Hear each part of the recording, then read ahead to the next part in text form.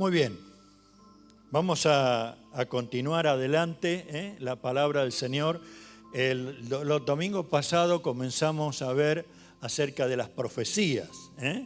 Hoy vamos a ver una profecía de Isaías, capítulo 9, porque queremos tratar de ir profundizando en que el nacimiento de Jesús no fue improvisado. Desde el principio, Dios el Padre, Dios el Hijo, Dios Espíritu Santo planeó cada una de las cosas. Nos cuesta comprender, por la limitación de nuestra vida, que Dios debería encajar a la vivencia humana. Pero acuérdense, Dios es eterno. El tiempo no existe para Él. Amén.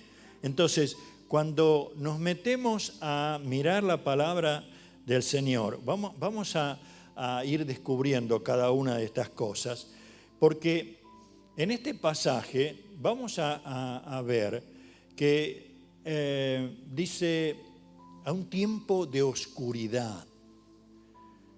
¿Cuándo habrá sido ese tiempo? ¿Cuándo es ese tiempo? ¿A qué se refiere esa palabra que el Señor nos está dando? Aún podemos llegar a preguntarnos cómo esto, ¿cuándo nos ha nacido el Salvador? Vieron que ahora luego vamos a leer mejor este pasaje. Y a la vez uno se pregunta, ¿cuáles han sido las circunstancias en que nació Jesús? ¿Cuál ha sido la circunstancia que nació Jesús en nosotros? O todavía estoy en no nacimiento en mi vida. Y a la vez, ¿cómo es que ese niño se hizo hombre y habitó entre nosotros y llega hoy hasta nosotros? Ahora, ¿para quién fue dado? ¿Solamente para los judíos? ¿Solamente para el pueblo de aquella época? ¿O ha sido dada para nosotros hoy? Y es indudable que al leer Isaías capítulo 9, versículo 1 y 2 en principio, dice: sin embargo, ese tiempo de oscuridad y de desesperación no durará para siempre. La tierra de Zabulón y de Neftalí será humillada, pero habrá un tiempo en el cual, cuando Galilea de los gentiles, que se encuentra junto al camino que va del Jordán del mar, será llena de la gloria. El pueblo que caminaba en oscuridad verá una gran luz. Para aquellos que viven en una tierra de densa oscuridad, brillará una luz. Por eso es que si tenemos que ver el contexto de esta primera parte de la profecía, podríamos decir, bueno, justamente Dios le estaba hablando a su pueblo, es real, y aún podríamos decir, bueno, el tiempo de oscuridad que estaban viviendo llevó al pueblo de Israel y también al de Judea a el exilio. Ellos fueron llevados a Babilonia, fueron desterrados de la tierra que Dios le había prometido. ¿Por causa de qué? Por causa de la desobediencia, de la idolatría, por causa de entregar todo lo que Dios le había dado a ellos al mismo Satanás. Ahora, por otro lado, uno podría decir, hay un tiempo de oscuridad. ¿Cuál es el último profeta del Nuevo Antiguo Testamento? Los puse en apuro. Malaquías. Desde el último profeta hasta Mateo pasaron 400 años. Fue un tiempo de oscuridad, fue un tiempo de silencio de parte de Dios. Dios no habló a su pueblo. Así que uno puede decir, hay tiempo de oscuridad que el pueblo de Dios vivió. Ahora, si lo vivimos nosotros ahora, ¿hay tiempo de oscuridad hoy? Amén. Tiempo de oscuridad. Ustedes se acuerdan, vivimos una pandemia. Estábamos pasando la pandemia y muchos estaban diciendo, bueno, vamos a salir como una sociedad mejor. Vamos a salir con experiencia de amabilidad, de amor. ¿Fue real? No. Porque el problema está aquí adentro. Al contrario, como nación, nosotros podemos descubrir una realidad. ¿Cuál? La que, aún como nación, hemos estado metidos en un tiempo de oscuridad. El auge del ocultismo, el auge de todo ese sistema que va en contra de Dios, de naturalizar el pecado de tal manera que, bueno, no es nada. La libertad que se convirtió ¿en qué? En libertinaje. Ahora, bendito sea Dios que de pronto nosotros podemos reaccionar a todo esto.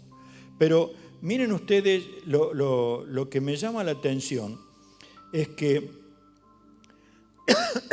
discúlpenme, este tiempo de oscuridad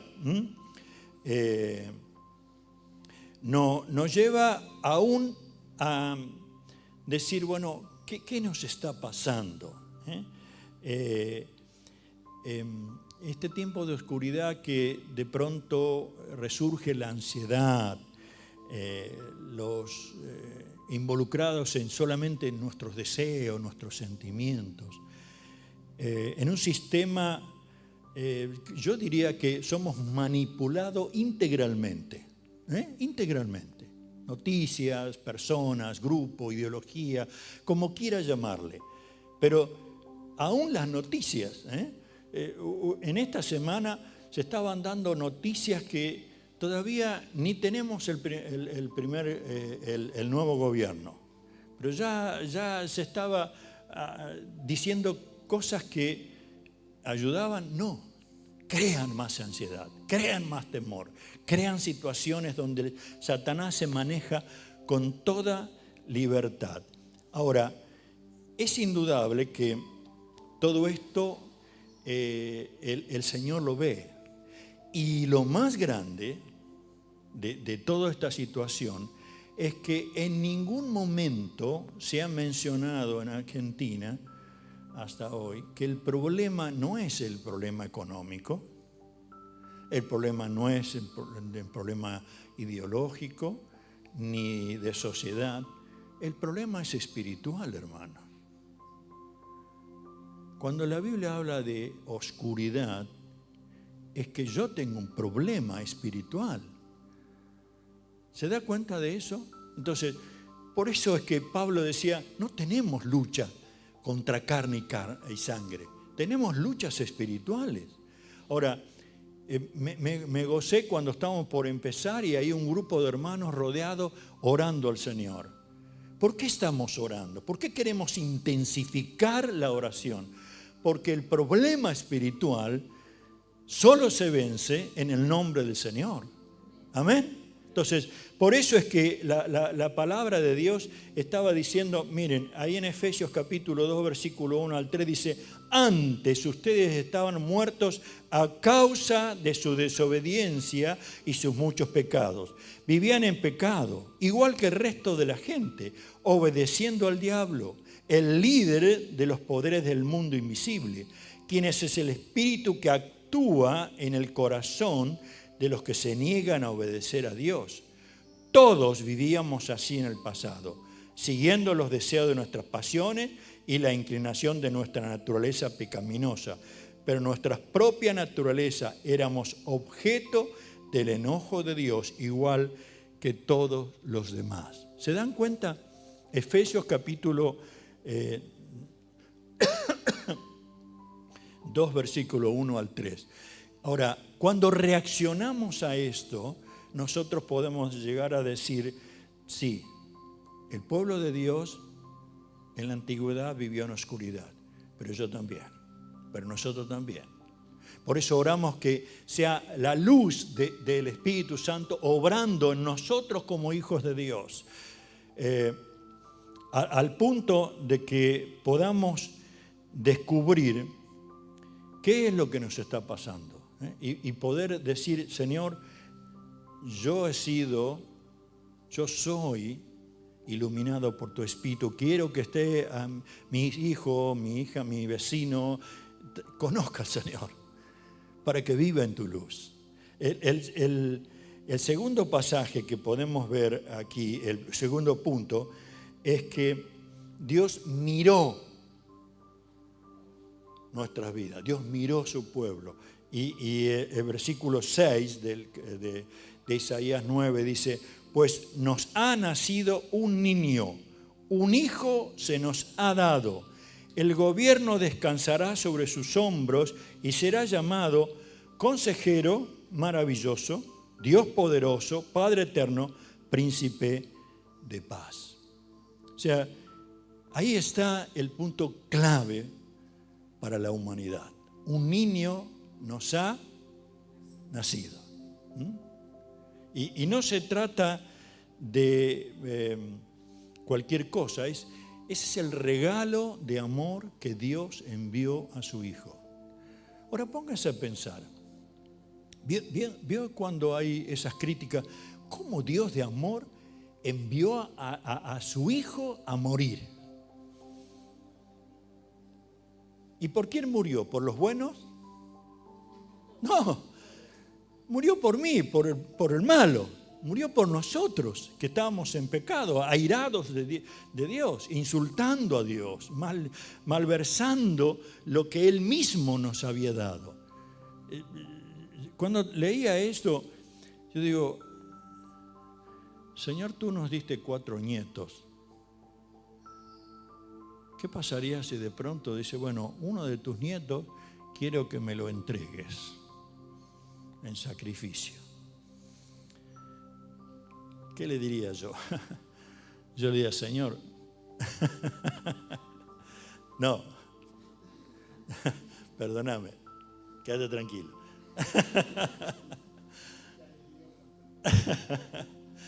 Pero es real, ¿no? Ahora, miren qué regalo, un tremendo regalo, hasta diríamos envuelto en algo tan frágil como es la humanidad, el ser humano. Dios Hijo se hizo carne y habitó entre nosotros. Juan dice, vimos su gloria como la del unigénito Hijo de Dios. Es tremendo esto de un hijo nos es nacido. Y cuando el evangelista Juan trata de decir en Juan 3:16, pues Dios amó tanto al mundo que dio a su único Hijo para que todo en él que crea en Él no se pierda, sino que tenga vida eterna. Queridos, si vos aceptaste a Cristo, tenés vida eterna. Tenés vida eterna. El diablo te puede mentir, insultar, enfermar, hacer muchas cosas. Pero querido, vos tenés vida eterna. Nadie puede arrebatarte de la mano de Dios mientras vos sigas en su mano. Y qué tremenda verdad es que Él nos ha dado vida eterna. Ahora, esto ha costado. Yo pensaba, Jesús estaba viviendo en el reino de Dios, ¿sí? No cualquier reino, ¿no? Viviendo en el reino de Dios. ¿Quién le servirían? Los ángeles, los querubines, los arcángeles, todo estaba a su servicio. ¿Tenía que andar con dolores? No, si en el reino de Dios no existen los dolores. ¿Alguien lo quería apedrear en aquel lugar? ¿Había rebelión? ¿Había guerrilla entre los...? No. Pero Él descendió y nació. Un niño nos ha nacido, nos ha dado el Señor. Él estuvo dispuesto a padecer como cada uno de nosotros. ¿Fue tentado? Sí, en todo, pero sin pecado. ¿Vivió hambre? Sí. ¿Sed? Sí. Todo lo que usted y yo vivimos. ¿Vivió la experiencia de ser traicionado, estafado? Miles de preguntas acosándolo. Miles de personas queriéndolo tirar en un barranco para que muera. Sí, todo lo que usted puede ver en los evangelios ocurrió a Jesucristo.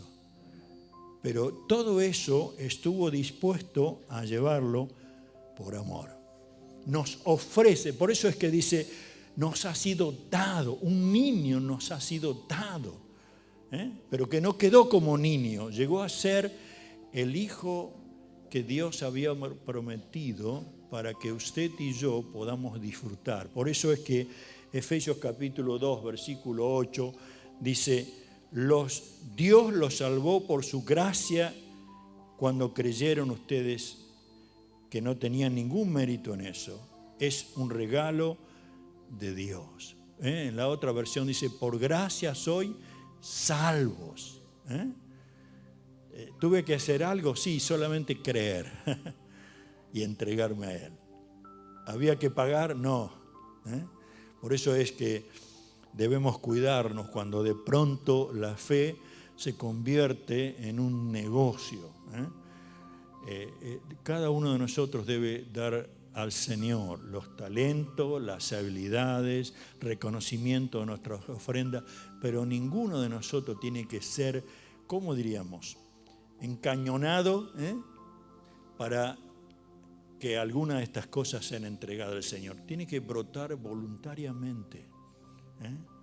Por eso decíamos, cosas que hay, sí, hay muchas, pero es como decir, iglesia, nos ponemos, nos arremangamos y compartimos el Evangelio, nos arremangamos y limpiamos, nos arremangamos y ponemos los dones al servicio de Él. ¿Y eso qué va a producir? Frutos.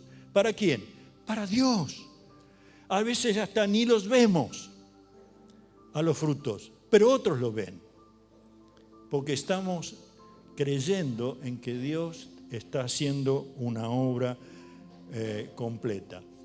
Cuando dice que Él, por gracia sois salvos, ¿usted entiende lo que es esto? ¿Sabe que el Señor nos salvó de adicciones, de culpa, nos ha otorgado perdón, nos ha sanado? Hay una esclavitud que teníamos con Satanás que ya no está, somos liberados de eso. O sea, somos salvos del infierno mismo. Poca cosa, no.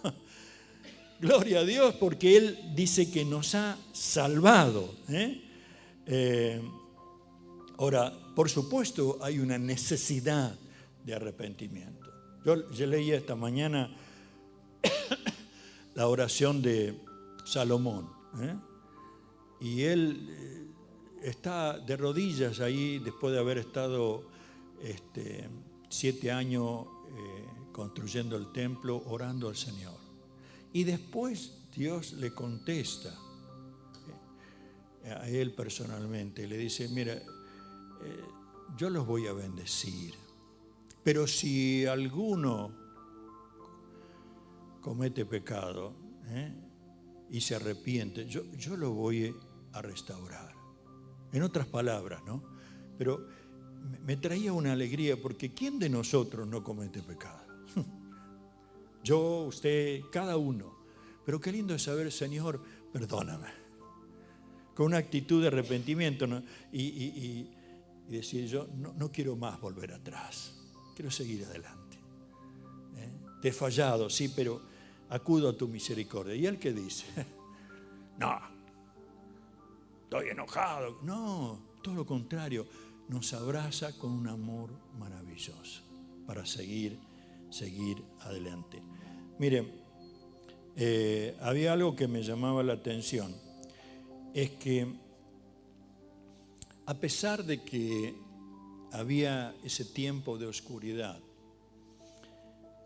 había algunas personas que esperaban al Mesías.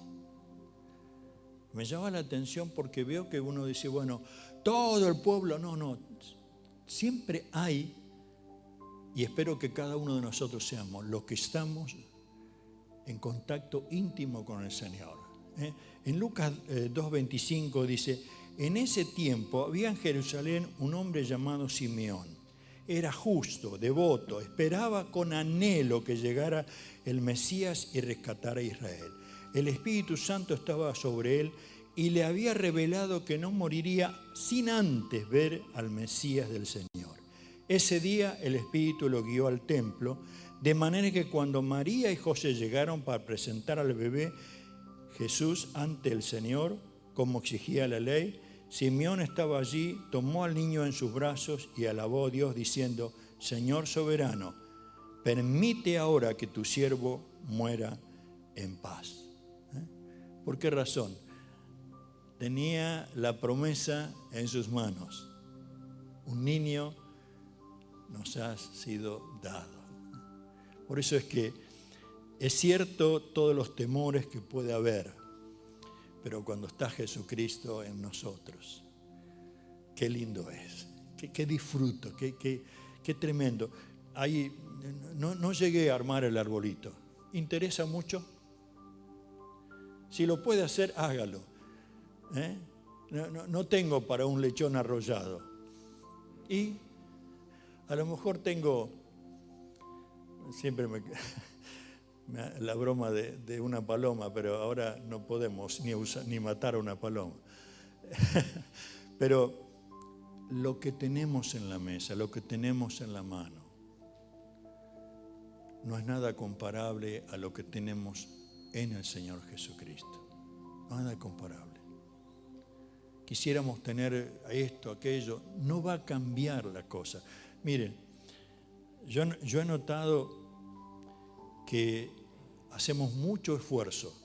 Por ejemplo esto, un tremendo esfuerzo, trabajo, sudor. ¿Saben una cosa? El Señor nos va a llevar y esto va a quedar. Hasta un día que aún ni esto va a quedar. Mientras tanto, sigamos trabajando. Pero quiero decir, lo más importante para nosotros que ese niño haya nacido en cada uno de nosotros. Que el Espíritu Santo llene todo nuestro ser, espíritu, alma, cuerpo, nos bautiza de tal manera que anhelemos estar cada día en su presencia, cada día disfrutando. Lo último que quiero decir de los 3 puntos que mencionaba, el número 3, dice el versículo 6, habla de nombres. ¿Qué nombre iba a tener Jesús? Que el primero dice será admirable. Admirable. ¿Por qué admirable? Primero porque Él es Dios. Y segundo porque no hay obra más hermosa de la que hizo el Señor. Es admirable lo que hizo. Desde cualquier punto de vista, admirable. La enfermedad podía hacer estrago en las personas, pero Él con su palabra dejaba la enfermedad de lado y la persona era sanada. La muerte misma hasta hoy hace estragos en las personas. Pero qué lindo que en Él tenemos vida eterna. O sea, los conflictos de todos los días, las relaciones, los vínculos, la incapacidad, Él es admirable. ¿Por qué? Porque desde que el Padre le dio a hacer una obra, la hizo completa y sigue haciéndola en su iglesia. Y a través de su iglesia, la obra tiene que ser completa. Hay un pasaje que dice que el Señor, Dios, le dio poder y autoridad a la iglesia para que no sea cola, sino sea cabeza. Es admirable cuando la iglesia cumple su misión de cabeza. No, vamos a ver si Dios en su voluntad. No, usted créale que Dios quiere que sea un año distinto el que vamos a comenzar. No porque tenemos un gobierno nuevo, porque aquí tengo un gobierno nuevo. Amén. Gloria a Dios. Lo segundo, dice que él tiene, decía el profeta, consejero. ¿Qué necesita un consejero?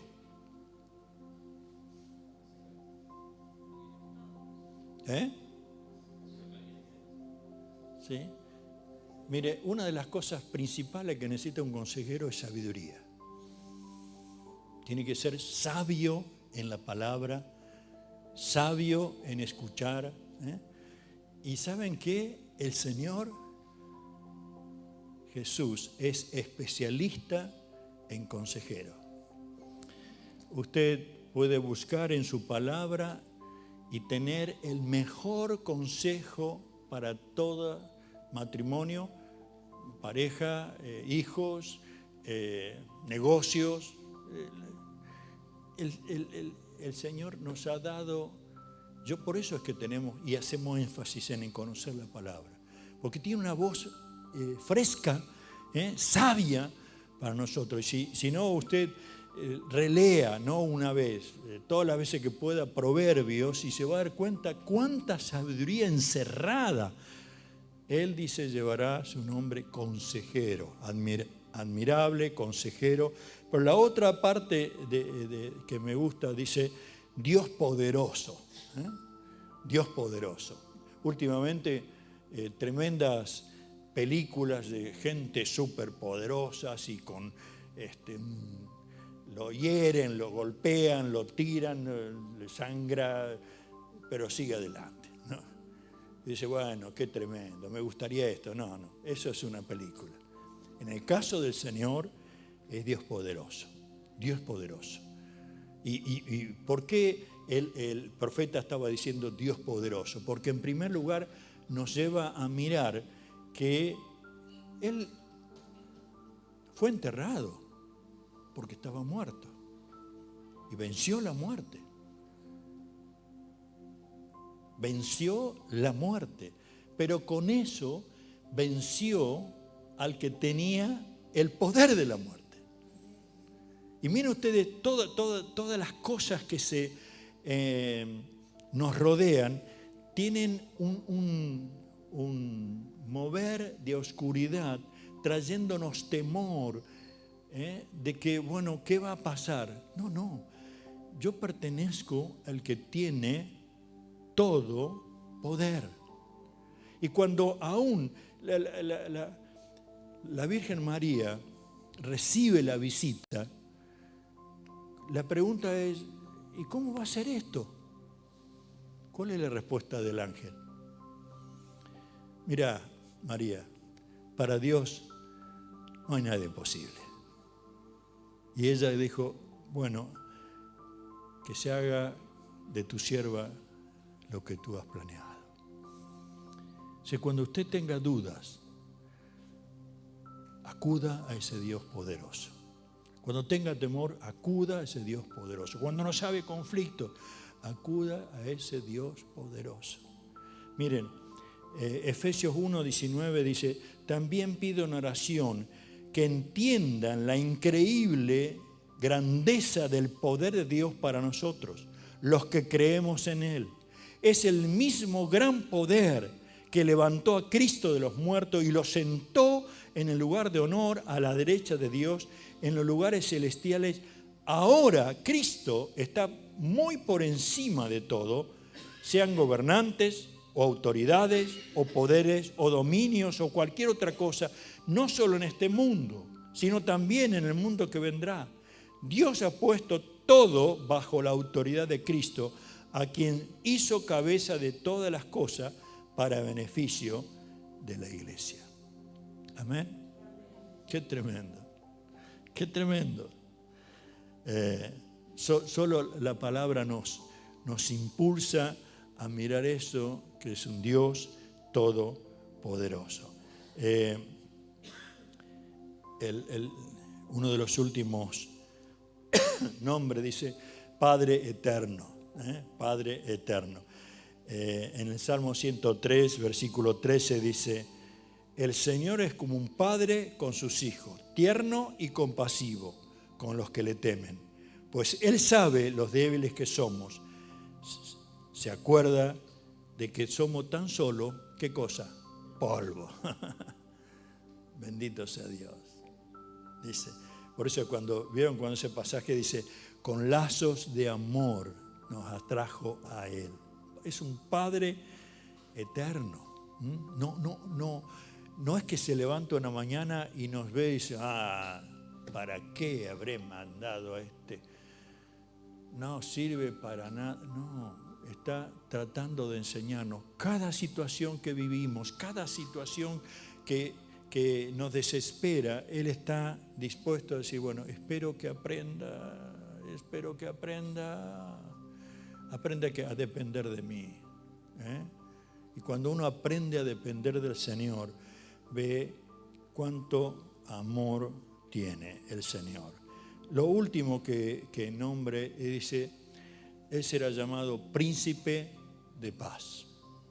Lo que oraba Mabel hoy, yo creo que si hay un elemento que tenemos que orar en estos días, es por paz en Argentina. No esperemos quizás muchas otras cosas, pero que haya paz. Que haya paz, Señor, que haya paz. No sé si a ustedes les pasa, pero como que en estos tiempos a mí me está causando mucho ruido esto de la violencia, mucho ruido.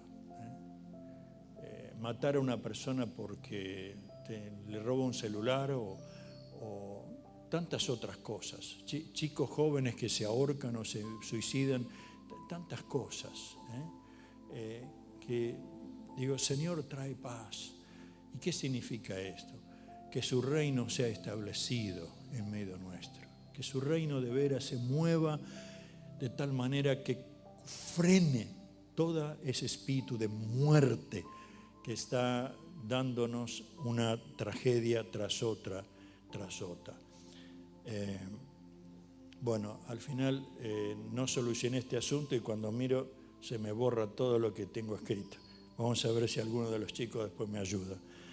Bueno, quiero terminar con esto. Y para hacer como si fuera un resumen. Tiempo de oscuridad. ¿Cómo estoy yo? ¿Cómo está mi entorno? ¿Cómo está mi trabajo? ¿Cómo está en los estudios con mis amigos? Descubro que hay oscuridad. No lo tome a la liviana. No obremos como si esto, bueno, es natural. No. Revélese a eso. No se conforme con que están sucediendo solamente. Y bueno, ¿qué hago? Agarro un palo y empiezo. No. Ora al Señor. Y vea de qué manera usted puede hacer la bendición. Se va a indignar de muchísimas cosas. Por supuesto. Hasta entra como un cansancio frente a esto. Pero no se deje llevar por lo que siente. Deje llevar por el Espíritu del Señor. Príncipe de paz. Sepa que el Señor nos permitió tener a Jesucristo. Un niño nos ha nacido. ¿Para qué? Para que obre ese milagro de nuevo nacimiento y podamos conformar nuestra manera de pensar, de actuar, de vivir con lo que Él ha establecido. Principios de vida es lo que nos falta en este tiempo, por todas las cosas. Y miremos estos nombres que nos ha dejado el Señor. Como profeta estaba diciendo, Él es admirable, Él es admirable, es consejero, es Dios poderoso, es Padre eterno, es príncipe de paz. Suficiente nombre para que comprendamos a quién pertenecemos y quién está en nuestra vida cuando lo hemos recibido. ¿Qué les parece si nos ponemos de pie? Terminamos orando por esto.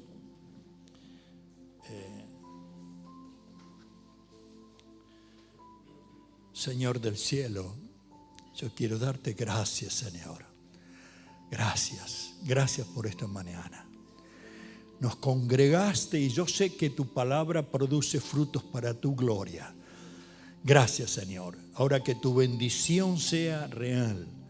Y si alguien en esta mañana todavía no entregó su vida a Cristo, no recibió el perdón, Padre, convéncelo, convéncelo, convéncelo.